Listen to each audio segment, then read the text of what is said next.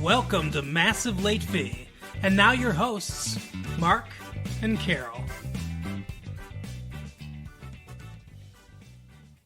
Well, hello everyone. Welcome back to Massive Late Fee. My name is Mark.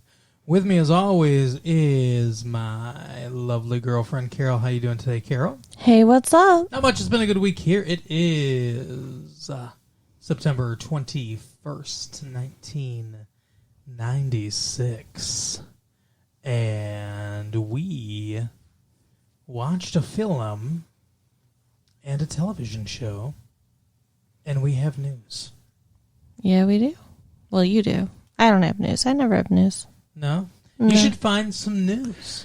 But I don't read the newspaper. Well, no news is good news. Right? So you've got good news. But I've got good news. NBC has concocted some weird science. Having given America the notion of must-see TV. You've heard this thing, right? Mm-hmm. Must-see TV. Yep. NBC rushes off a cliff in the opposite direction on Saturday nights this fall. Would you believe must-avoid TV? Wow, that's pretty harsh. Or how about rip-offs are us TV? Ooh. With an all-new Saturday night lineup of hour-long dramas that try to glom onto some of the offbeat entertainment vibrations created by The X-Files, NBC is taking a run at the 30-somethings who wouldn't watch the wholesome Dr. Quinn medicine woman even if you paid them in Starbucks coffee gift certificates. So, Dark Skies, which gets 1 star, Ooh. and Profiler, which gets no stars, Holy hell. is what they're talking about. Have you seen either Dark Skies or Profiler? No, I'm not typically sitting home watching television on a Saturday night. Well, that's the thing, is they're sticking this on Saturday nights. Probably the worst night of the week for television. Right. Because people are out. Yeah, I mean, the only people at home watching TV are, like, retirees, maybe. We're out at Clutch Cargo's on Saturday night. Yeah. That's for those of you not in the greater Michigan area. That's a dance club, or Have a Nice Day Cafe, We have fun. or JD's Key Club. There's a good local reference. And no, it's not what you think with the keys. It's not a giant swingers club. Key. Oh, that's not what I was thinking. I was thinking of keys of cocaine, but kilos. No, I was thinking of the keys in the fishbowl. Wow. All right, we're going back to 1977 here. Right? But no, it's, people are out. They're not watching Dark Skies. My mom loves the Profiler, though. Oh, really? Yes. The 0-star Profiler. She's a fan. Interesting. Dark Skies pretty much is a pretty blatant X-Files ripoff, so I get what they're saying there. But I watched 1 episode of that and was not impressed. But what I am also not impressed with, apparently, I haven't seen it actually, this is our good friend Mike Duffy, Captain Videophile. Okay. It's codename Blah for Mr. and Mrs. Smith. Blah. Yeah, codename Blah. Okay. You might recognize this dude right here. No. That's Scott Bakula. Okay. Scott Bakula and Maria Bello play squabbling spies. The new CBS comedy drama series, a pale echo of superior shows such as Moonlighting and Remington Steele. Remember Remington Steele? No. I don't, Grandpa. You don't remember? That was out in the 80s, like the early 80s. Okay, but was I watching that kind of television in the early 80s? I don't know what you were doing in the early 80s. We weren't dating then. I was playing Barbies and watching fucking Bill Nye, or I don't know. What? Why would you be...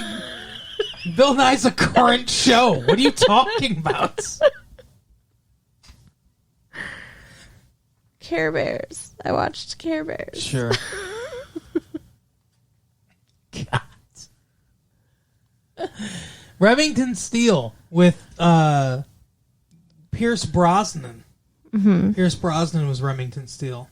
And remember the woman on the show? No. Stephanie Seabless. Okay. Anyway, so you never watched Moonlighting either, did you? No, sir. Well, you know who that is. That's what's his face? Bruce Willis. Okay.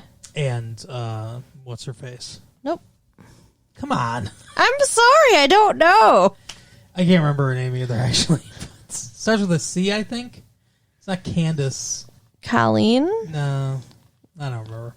Anyway, let's see. It follows the exploits of a pair of bantering industrial espionage agents. What now? What kind of agents? Espy what now? The Espy Awards. Bakula, the affable former star of NBC's Quantum Leap, my favorite show of all time, Right. portrays the handsome, semi-klutzy Mr. Smith. Okay. That's his code name. And the curvy newcomer Maria Bello is the gorgeous, non-klutzy Mrs. Smith.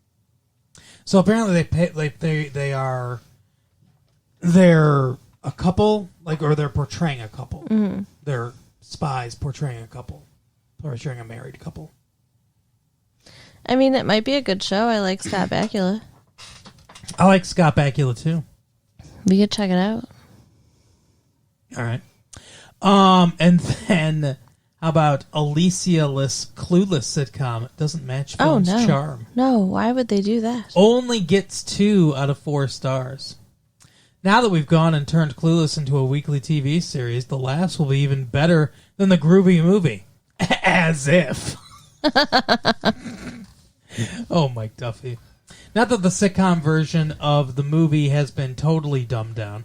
Amy Heckerling, the tuned-in middle-ager who directed the Alicia Silverstone hit movie, is also at the creative controls of the TV Clueless, serving as executive producer. Let's see. So Stacey Dash is back as Diane, but and Elisa Donovan as Amber. Wallace Shawn comes back as Mr. Hall. Okay. But there's no Alicia Silverstone. Instead, it's Rachel Blanchard. How about Brittany Murphy? No, Brittany Murphy's got better things to do. But it's going to be... So NBC is wisely attempting to freshen up its fatigued Friday night schedule with a pair of new series built around witty adolescent girls. That's dumb. Next week, Clueless will be followed by something called Sabrina the Teenage Witch, a promising Bewitched-type show starring Melissa Joan Hart from Clarissa Explains It All. Remember Clarissa Explains It All? No. It was a good show on whatever. But here's the thing. They're putting shows about teenagers on Friday night. Yeah, I agree. Adults don't want to watch shows about teenagers, and teenagers are not watching TV on Friday night. Yeah, it's quite stupid. I agree. But I do like shows about witches and stuff, so I mean, maybe I would be willing to stay home one Friday night to watch that show and tell you guys about it. Maybe. What show? Sabrina the Teenage Witch. Oh, the one that's following Clueless. Yeah. Maybe next week we'll watch an episode of Clueless and an episode of Teenage... what is it? Brittany the Teen... Sabrina? Sabrina the Teenage Witch. I think it's based off of a comic. I kind of remember some comic called that. All right, well, I'll look into it. I'll do some research, and then maybe we'll watch it next week and talk about it. Because it's next to Archie and Jughead. What's next to Archie and Jughead? Sabrina, the Teenage Witch comic. What are you talking about? Comic books? First of all, see, I don't read comic books. I have read a couple Archie comic books, but are you talking about like in the store? It's next to Sabrina and Archie? Yeah, that's why I think I saw it, because I sometimes would grab the digest. I gotcha. And, with Archie and Jughead. Riverdale. And I think I kind of remember seeing something like Sabrina the Teenage Witch. Oh, okay. All right, well, we'll check it out. Yes. We'll check it out, and we'll let you guys know. and next week we'll watch that. But that's all the news I have. I'm really unhappy that they're turning Clueless into a show, though, because I really love the movie, and I feel like they're shitting on it. We'll see. Maybe they'll do something good. Maybe it's good. They got some of the cast back, and they got Amy Heckerling back, so maybe it's good. We'll see. We will see. I believe so. The first episode came out yesterday, because that newspaper is from a couple days ago. Okay. But so we'll be watching the second episode and the first episode of the Teenage Witch Show. But I think from what I was hearing, because I read a couple things, I read a lot about entertainment stuff just for you guys. But I was reading some stuff. I think the first episode was pretty much just a rehash of the movie, kind of like a setup of stuff that happened in the movie and like immediately following the movie and all that kind of stuff. So I don't know what second episode where they're going with that. But anyway, we did watch the second episode of something. Yeah, we did. We watched another episode of Everybody Loves Raymond. Yeah, the Ray Romano sitcom, which is getting a lot of really good reviews. Well, it's really funny. I mean, it made me laugh out loud several times. Yeah, it's a good show. It's better than I would have thought. It's very cute and charming. Yeah, it is a cute kind of family type show. Like, this episode was all about... I love you. Yeah. Which is the name of the episode. Well, no, it was all about, like, showing affection and love to, your wife and or your family or whatever. Yeah, because they start out with two people mauling each other in a pizza place. Yeah. They're on a double date. And it's always awkward when you're on a double date and the other couple is, getting down in front of you. But I didn't. Yeah, that would be awkward. You're right. He's like, I didn't order foreplay. Did you order foreplay? Right. I didn't realize that they were married.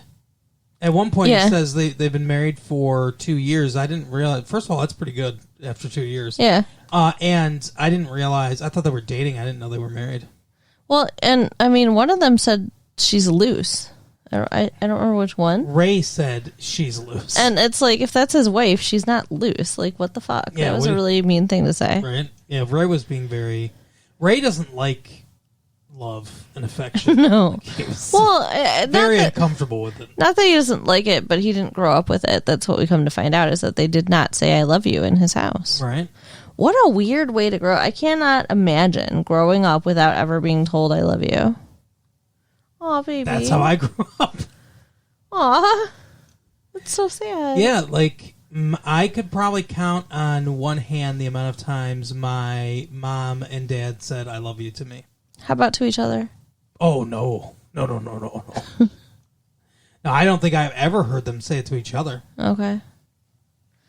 Yeah, I mean, my parents weren't, each other's biggest fan either, but they at least told me I love you a lot. So yeah, no, we didn't hear it growing up. My brother and sisters and I did not hear I love you growing up. I'm sorry. Well, it just was the way it is. Is it weird for you to say I love you? No, because I think I intentionally wanted to be different than that. Okay. Like, I recognized that it wasn't healthy while I was growing up and wanted to not be that way. I think he grew up, and I think a lot of people, I think you can go either way, but I think he grew up just thinking this is how things are. Mm-hmm. But yeah, like my dad and mom and I never like hugged or said I loved you or really showed much affection at all. Yeah, I mean, we all hugged. That's how it is. I never saw my parents kiss except once, but they hugged each other.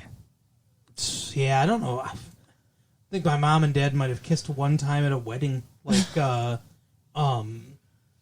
when I think maybe my sister's wedding. I don't know. Maybe that's it. Interesting. I don't know. I don't know why he did it, but my dad just grabbed my mom and gave her a great big kiss, and then she got really mad and pushed him away, like yelled at him. She didn't want to show affection. Yeah, that was weird. But anyways, in this episode, Deborah is upset because Bernie, his friend, is like, oh, go ahead and kiss your wife then, because, and he won't do it. He just gives her a peck. Right. And so he's trying to figure out why he's so uncomfortable with affection. And he talks to his dad. That was a weird situation. His dad's like, we don't live in a fairyland, Raymond. Right. What are you thinking? What the fuck? People don't just say that. Yeah, people don't walk around saying that to each other. Don't you say I love you to mom? And he's like, yeah, that's a personal question. You're getting into a lot of personal things here, Raymond. It's like, you're my father. It doesn't seem like everyone loves him. Right. By the way. So, I don't know. I mean, the comedy in the episode was around the issue. The issue was there, though. I mean, at one point, his brother Robert had been using their shower. Yeah. And he broke it. He just pulled it right out of the wall. Because he's a fucking monster. And then Ray's like, when we were kids, he wasn't allowed to pet the cats. And then later... That's gotta hurt his dating life, right? Right. Then later, they're all, freaking out and telling each other they love each other and hugging each other because, it's been brought up. Mm-hmm. And he grabs Deborah, which seems weird. That does seem weird. And he's hugging her and telling her he loves her. And Raymond's He really violently grabbed her by the back of the head, too. And then Raymond's like, remember the cat, Robert? Did he fucking Lenny a cat? I think he might have, yeah. Oh my God.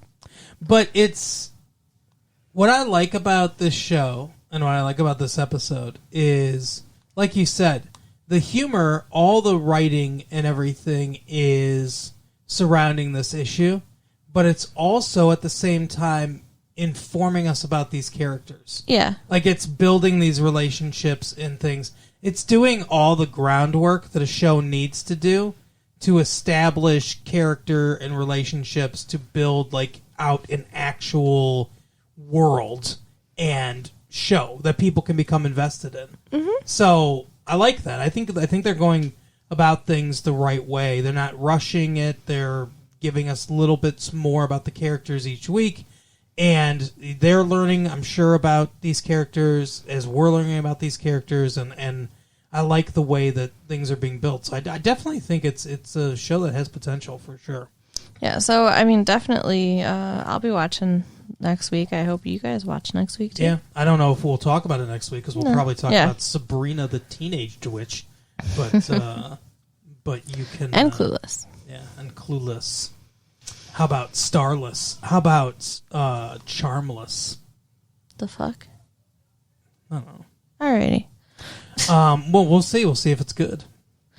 We'll see if Rachel Blanchard or whatever her name is can do it justice. Yeah, well, I mean, that's part of the problem is Alicia Silverstone's so awesome. Yeah, Alicia Silverstone makes that movie. Yeah. So it's a Remember hokey... that movie we saw where everyone wanted to fuck her? Yeah, The Babysitter. But I mean, it's it's kind of like a hokey movie that's making fun of itself. And if this television show doesn't get the right tone and tries to take it seriously, it's really going to fuck it up. Oh, absolutely, for sure. We'll see. I like Wallace Shawn, though. Yeah, me too. Inconceivable. Movie. This week. Yeah, we watched a film. We did. We wasted our time and money going to the theater. This was your pick, kind of. It was our pick, sort of. He wanted to make sure we watched something that I'd like, so he picked the girliest movie, and it was awful. The First Wives Club. I did not like it. It's weird, okay? So, few comedies take the bold decision to open with a suicide. Right? But this one does, and it's not played for laughs. It's very straight. Yes. Across the board. I don't know. Is it supposed to be a comedy? I mean, they've got all these comedic actors. Yeah. The occasional setup that seems like it's supposed to be for a joke. But mostly it was serious, but some of it's crazy serious. Some of it's pretty madcap, because they have the scene where they're slapping each other and yeah. I mean, there's, like you said, it's Goldie Hawn, comedic actress. I mean, she's done serious stuff as well, but for the most part, comedic actress. I love her in House Sitter and that Overboard. Yeah, Overboard's awesome. And then Bette Midler, comedic actress. She was in Hocus Pocus a few years ago. Yeah. What's that movie she did with Shelley Long where they're twins? Beaches. Oh, no. That's Barbara Hershey. They're both twins. Her and Shelley Long are sisters, and then there's another set of Shelley Long and Bette Midler's, and their sisters. I've never heard of this or seen it. It turns out that they're twins, but they got switched. So they're two sets of twins that got switched at birth. And one's like they're rich and snooty, and the other ones they're like poor and stuff like that. And I can't remember what it's called, but we'll have to watch that movie. It's actually kind of a funny movie. Sounds interesting. But anyway, and then we have Diane Keaton. Her of the she was in some Woody Allen movies, I think, way back when, right? I have no idea. I think so. I think she was in the won an Academy Award movie. Okay, whatever. Caroline in the City or whatever it was called. Nah. Yeah, it was just a bad movie though. Like all the stuff that's set up that's supposed to be funny, it's not funny. Bronson Pinchot's in it. Balki Bartokomous himself. Mm-hmm. And Maggie Smith, legendary British actress, is in it for 5 minutes. Yeah, there's a ton of like really good actors and actresses in this movie. Mm-hmm. The acting is not the problem. Striptease and Saved by the Bell alum Elizabeth Berkley's in it. Yep. Probably doing her best acting ever by pretending to be a bad actress.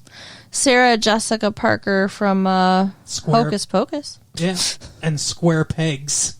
She was in a show called Square Pegs back in the 80s. Mm. She's in it. And I think she was in a movie called Girls Just Want to Have Fun. Maybe. In the 80s. But anyway, yeah, she's in it as well. She's the hottest non-hot girl that's ever existed, probably. Because she's always dressed up as, like, the hot girl, but she's not hot. I think she's hot. She's got a good body. Mm-hmm. That's all it takes to be hot. No, there has to be a face component to it. She also doesn't have a bad face. I mean, her nose is not great, but otherwise she's good. Her features are so severe. Uh-huh. I think she's pretty. I'd do her. Okay. Oh, good for you. Unfortunately, though, Mark would not. So sorry, Sarah Jessica Parker. Yeah, we come as a package, too. I didn't like it. No. It's first the tone of the movie is weird, as you mentioned. At times it wants to be funny. At times it wants to be serious. It wants to deal with serious issues. Goldie Hawn's talking about how there are no parts for 45-year-old actresses in Hollywood except for like the mom. She's right. It's a insightful or whatever cutting remark, but they don't do anything with that at all. Right. There's so many things they don't do things with. What's her name? Diane Keaton's daughter is a lesbian. Mm-hmm. And it's basically just played as a joke mostly. They don't really do anything with that either. I mean, at one point they go to a lesbian club to talk to her daughter, and then Goldie Hawn gets like hit on and stuff. So I mean, there was that. Like, Goldie Hawn plays a famous actress, so they're all like, "Oh, this actress, I knew she was a lesbian," and all this stuff and everything. And it's like, no, she's married to Kurt Russell. Okay. Well, in real life, she is. Well, actually, no, they're not married. They're dating for hundreds of years. They're never going to get married. Right. And the plot of the movie was just kind of ridiculous because they all decide to form this First Wives Club. That's the name of the movie. They call their business, and they're trying to get revenge on their husbands. They don't really establish that. Speaking of Clueless, by the way, Dan Hedaya's in this movie as Bette Midler's ex-husband. Yeah. It's the dad from Clueless. But they don't really establish either. They talk about it a little bit, but they don't really do much of the groundwork of, like, we're the first wives. Like, our husbands became rich and powerful, and we helped them along the way, and that's why they're there. But it's like they also had to come from rich families, too. I mean, there are 4 women that went to college in 1969. So you're not from a poor family going to college in the late 60s as a woman, usually. I don't think. Doesn't seem like it. I don't know. I mean, my mom went to college in the 70s, and her family was not rich. I don't know if that... What? Why are you shaking your head at me? I don't know. Anyway, I mean, like, Goldie Hawn's character actually was rich on her own because she's a famous actress. Uh-huh. And her husband was getting alimony. Right. So... Yeah, her husband... It was the exact opposite. The husband... Like, the husband didn't help her, or she didn't help the husband. Well, no, she did. She helped the husband with his career. Yeah, okay, forget it. Yeah, they all helped their husbands with their careers, I'm sure. Yeah, and then they take over their husbands' careers. They all do take over their husbands' jobs, essentially. Yeah. Which, I mean, whatever. Like, maybe we're just not the right audience for this movie. Yeah, well, we're not first wives. And we're not, in our, like, 50s or whatever. You know what feels very... So there's a lot of toothlessness to this movie. This movie doesn't have the guts to take on hard topics, and it doesn't have the guts to, like, make fun of or make comedy out of uncomfortable things, really.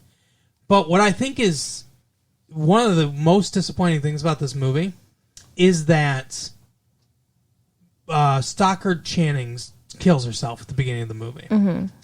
And she's driven to suicide by depression, I would assume, and partially because her husband leaves her for Heather Locklear, and she feels alone, and all this stuff and everything, right?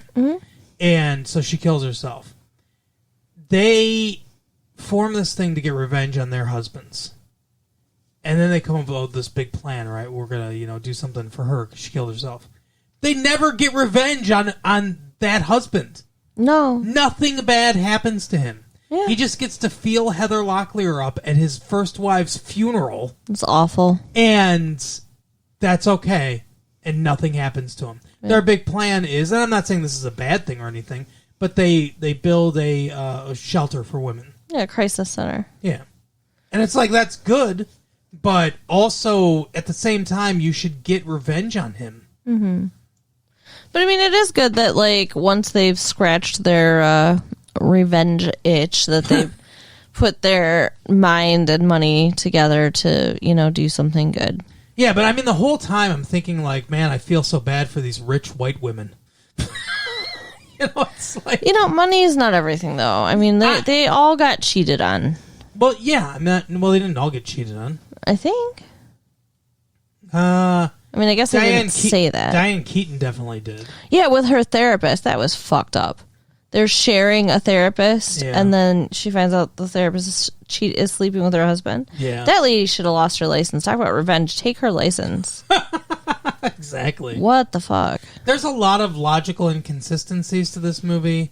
There's a lot of just like, the premise is fine. The premise of the movie is fine, but the execution is severely flawed. Yeah. From the fact that this movie doesn't know what it wants to be. Doesn't know if it wants to be a comedy. Doesn't know if it wants to be a drama. Doesn't know if it wants to be... See, and there's different types of comedy. At times it tries to be madcap and zany, but that's not... This plot line is not madcap and zany. And it doesn't... It should be dark humor. But the writers do not know how to write dark humor. No, I mean, like I said, the actors are great. The story is awful. Yeah. Yeah, a lot of really good acting in this movie. But really bad writing. And the direction is not good. I don't know who directed the movie, but it's not... It's too scattershot. It's all over the place. It just lurches from one scene to the next. there's not a lot of cohesion in this. And I mean, it felt too long. It felt boring. Like, I don't know. It did feel long and boring. It's just, I think there was maybe too many storylines too, because you got all these different characters with their own separate issues. And yeah, that's true too. And then we have the Diane Keaton voiceover the entire time. Yeah, and why? I don't know. It's so weird. Yeah, a very, very, very weird and bizarre and bad movie. You know, speaking of whatever that movie that Diane Keaton was in, Woody Allen should have... Annie Hall, that's the movie I'm thinking of. Woody Allen should have directed this movie. Yeah, he could direct. Woody Allen could have directed a dark humor, you know, like we're getting revenge, and tied it all together. It could have... The separate plot lines could have worked. The 3 separate plot lines, if they could have tied it together somehow. Mm-hmm. But it's never tied together. The only thing that holds these 3 men together is the fact that they were married to these 3 separate women who are all friends. Yeah. That's it. There's nothing else that ties what's going on with one to the other to the other. You know, ideally, structuring this plot, they'd have related businesses. Yeah. In some way. That would have been good. But they don't. And because the one guy's like a publicist, they sort of do that at the end when the women take over. The one guy's a publicist, the other guy owns, or PR person or whatever, the other guy owns an electronics store or a furniture store or something. And they could have worked together. Yeah. And the other one's in the movie industry. I don't know how they could have tied that in. Mm-mm. But, I mean, they would have had to have him be something else. I don't know. Yeah, just very poorly executed. I like Goldie Hawn poking fun at the plastic surgery she's definitely had. Yeah. Like, somebody said she had work done, they're like, honey, she's a quilt. Right. Yeah. Her lips, they did collagen, and do you think they really did collagen? How do you do that to somebody's lips? I think it was fake. I think those lips were fake. Mm. They're just prosthetics and stuff like that. That's gross. I don't think Goldie Hawn's actually had lip treatment. Maybe she has. I don't know. But she's had other stuff for sure. Yeah. Yeah, Rob, what's his name? Rob Reiner, who's in this movie for 4 seconds. Right. Comes in and says, if I give you another facelift, you'll be able to blink your mouth. Or something like that. Yeah. Not good. No, but... That's the quality of humor in the movie. I just found very little to like about it. I'm trying to think if there was anything I liked about it. I mean, I like Goldie Hawn. I like all of them. I like all those actresses. I like Bette Midler a lot. But Bette Midler's fine. I don't know. I mean, she's a great singer, but as far as acting, like... Singer? Singer. Okay. I don't know. Everything that she says, I just imagine her saying as the witch from Hocus Pocus, and it messes with me. Oh, okay. I don't know why that is. She's been in lots of good I know. movies. Like, Beaches is awesome. She won an Academy Award for that. I'm a singer, and this older singer's taking me under his wing, and then he kills himself. No idea what you're talking about. I don't know. They remade that movie like 3 times, but I can't remember what it's called. But yeah, she won an Academy Award for that. Chris Christopherson and her. Yeah, okay. You know what I'm talking about. I don't. No, I don't remember what it's but called. I believe you. Anyway, and she was in The Rose, you know, all that shit. Mm-hmm. And she's a good singer. I like her. But this movie sucks. Don't see this movie. Don't go see it. Let it fail. Let it die on the vine. Maybe they won't even make a video of it. They shouldn't. Let's just burn it. Let's burn the film print. Right. It'll be Hollywood's dirty little secret. There you go. Yeah, one of many. Right. But yeah, that's it. That's the show. That's all we're doing for you today. So next week, Clueless and Sabrina the Teenage Witch. Next week will be better. I don't know what we're seeing next week, but What What's wrong with this week? What? Why are you shitting on our show there, dear? No, I'm saying we'll be talking about things that are better. Well, hopefully. I don't know what the movie we're seeing is, but I'm sure it'll be better than this. We'll see. All right. Well, Carol, do your thing and let's get the fuck out of here. Write us at latefee1994@AOL.com. Check out our website at www.retrolatefee.com. Yep. And tell your friends. All right. We'll see you next time. Bye. Bye.